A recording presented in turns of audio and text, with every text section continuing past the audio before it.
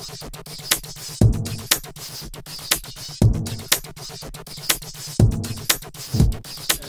you always talk about it's not about the end result for you, it's about the ride. Looking back at the ride, what were some of the highlights? Well, I mean, I think we'll always remember the season because the group did a phenomenal job building a team and trying to reach our potential. So everyone was sacrificing for one another and improving all the time. So you can only take a lot of positives from it. Of course, we're disappointed. Somehow we found ourselves in the Western Conference Finals, tied 2-2, with a lot of belief that we were going to go to the finals. So you're always going to be disappointed, but at the same time, we came a long way, and I really am proud of my teammates and to be a part of this team. How the shaping of this team going forward? How involved would you like to be, and what would you like to see happen? Well, I'd like to see it stick together for sure. If that's the case, they don't need much from me.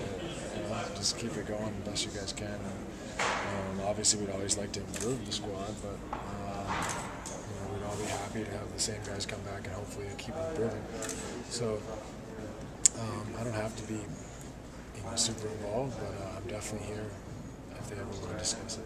How special was it? Amar'e specifically? He's got a lot of things he's going to go through. Yeah, I mean, of course, we all want Amar'e back. I mean, he's a huge part of our success, and he's continued to improve. I thought this season he was phenomenal. We just hope he can be back here with us. How special was this run? Like you said, next thing you know, you guys are tied 2-2 in the Western Conference Finals. Not too many people predicted that before the season started.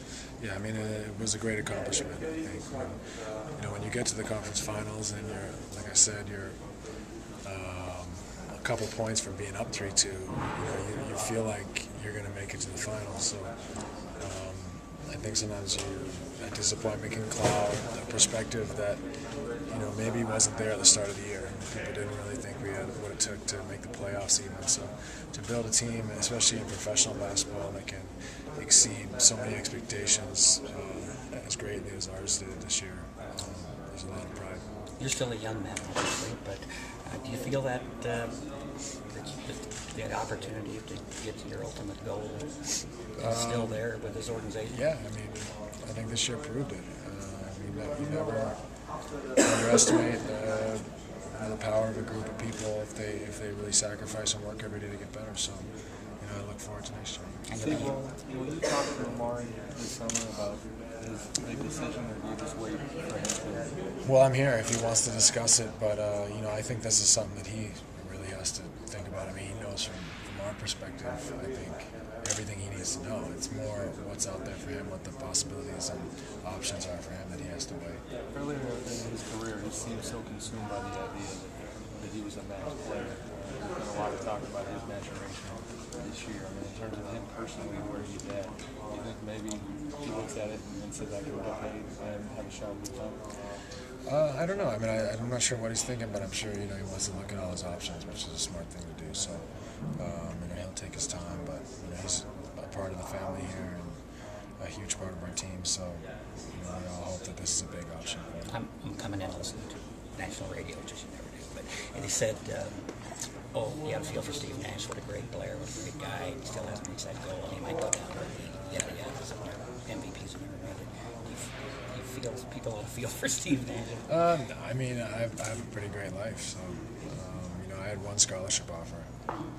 So to be in the conference finals for the fourth time is a lot more than I bargained for when I started playing this game.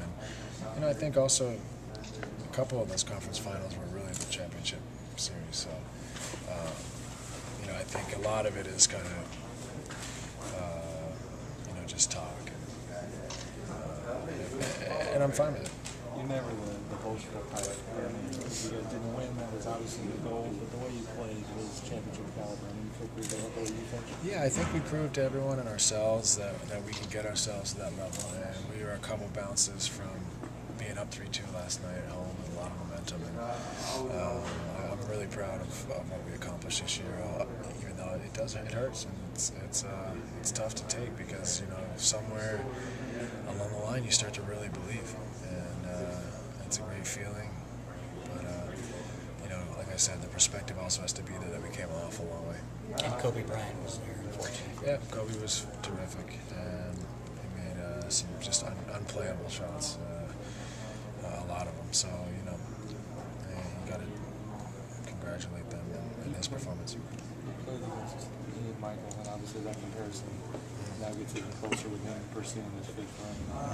Do you think that's a fair conversation? Yeah, I mean, I think it is. I mean, obviously for us who grew up, idolizing MJ, it's hard to put anyone in his category. But I mean, Kobe's still playing and still doing things, and I don't know if MJ would have made some of the shots he made in this series with guys all over him and off balance in crucial parts of the game. So he's making a case for himself, and their teams got a chance to do something special as well.